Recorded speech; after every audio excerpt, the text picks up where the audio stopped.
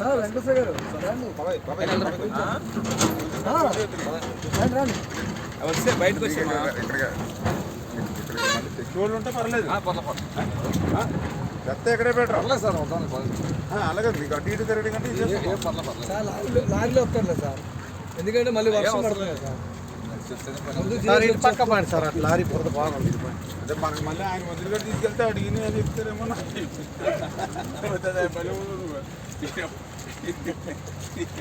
ఇట్లాంటి సైడ్ ఇది బాగుంది సార్, ఇటు బురదండి, ఇటు బురద బాగుంది.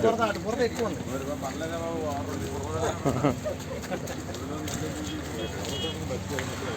నేను పెరిగిందే బురదలోనే గోదావరి. అవును సార్, 10 లక్షలు అయింది ఏంటి గోదావరి.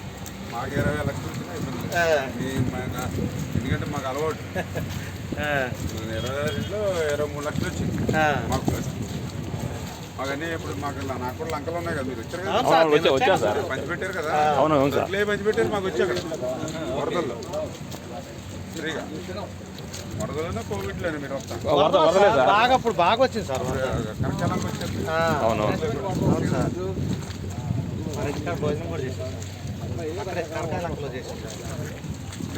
ఫోటో పడిది విజయ్ ఎవరు వచ్చారు మీరు కూడా ఇద్దరు వచ్చా ఫోటో ఇదిగో వీళ్ళ వెంకటేశ్వరరావు